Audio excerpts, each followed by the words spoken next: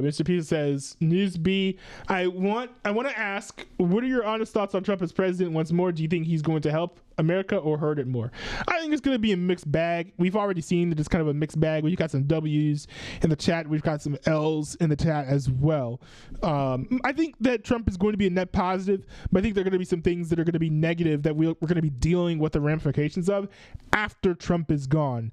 I'm trying to think of what one of those things is going to be. But there's stuff that Trump does that I don't think makes sense or is even constitutional. Like, for example, the canceling of the federal funding, which he ended up relenting.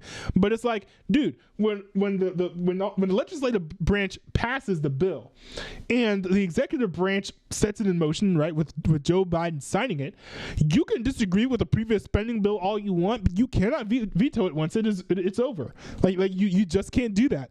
Also, I don't like how he's prioritizing deportations over border security. It seems like I understand that it's going to take some time to fix the border.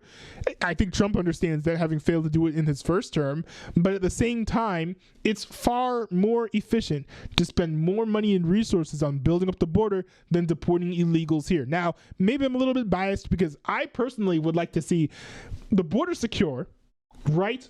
And then the people who are here, if you don't commit any crimes, you get to stay as long as you are working on a path towards citizenship. But if you abandon that process, or if you commit a crime, boom, you're out. That's my dream policy, because I think that it's a waste of resources to send a bunch of militarized guys in boots to go and drag these people out when, do we really need to kick out illegals who are being peaceful? I mean, yes, it's technically fair to kick them out of the country because they're not supposed to be here. But at the same time, why can't we just keep them here, allow them to be citizens with full working benefits and all of that stuff? I don't see how that harms anyone. But I mean, of course, that's me. I don't know if that's the mainstream conservative view. But I mean, I think that the deportations are fine, though. That doesn't mean that there's something wrong with doing the deportations. I think the deportations, they make sense. And I'm gonna cheer on the deportations. I just wish that the border security was higher up on the list. I like some of the executive orders to increase transparency on things that have happened in the past, right? With the MLK and the JFK assassinations, with Trump getting the ball moving on declassifying those. By the way, there's fake news right now. Donald Trump did not declassify those documents, right? All the documents regarding those assassinations.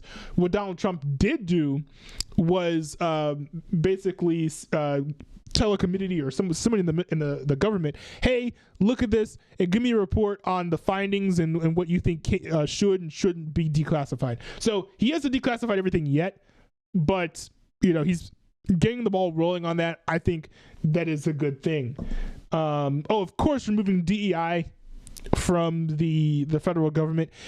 Incredible, amazing. It's kind of cool to see institutional racism die in that way, institutional sexism as well.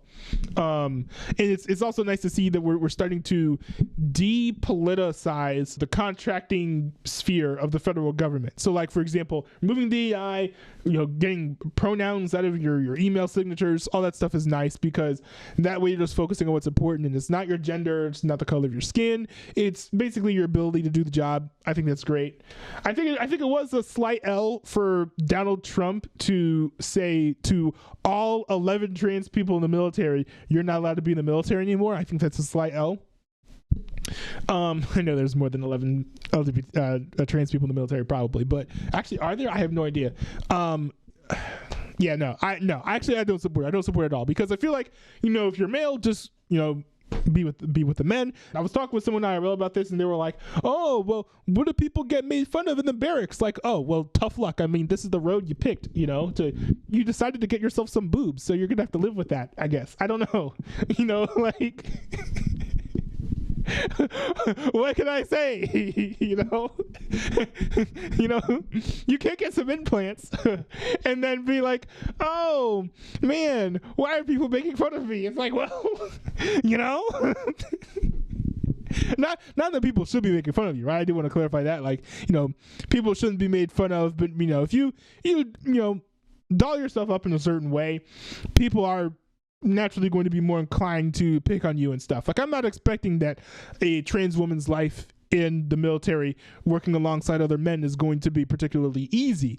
But at the same time, the men work with the men and the women work with the women when it comes to areas that naturally have a male space and a female space. Like that's just how it goes. So I've heard the case that a trans woman isn't going to be able to work with the other men. Well, I mean, if they can't, then they should just resign, right? And they'll leave, right? And we're probably actually going to see some of that. But I know for a fact that there are probably trans women who can handle working with the other men and being, some of the boots on the ground and all that stuff. And that's completely fine. More power to them. I think that if someone is going to be able to handle themselves well in that type of environment, even if they are being classified according to their biological sex, I don't understand what we benefit from barring them from participating in our military. I just don't get it. Now, I was being a little bit facetious when I said all 11 trans people in the military, but I understand that it's the vast minority of people in general who are trans, but at the same time, I don't think that them being a minority should determine whether or not you allow them to be in the military. I don't think it should matter whether or not there are 5 trans people or 5,000 trans people in the military. The rules should be the same. So, And it's funny because if there were 50%, if 50% of the population were trans, I bet a lot of the people who are opposing trans people in the military would have the same position that I have. So.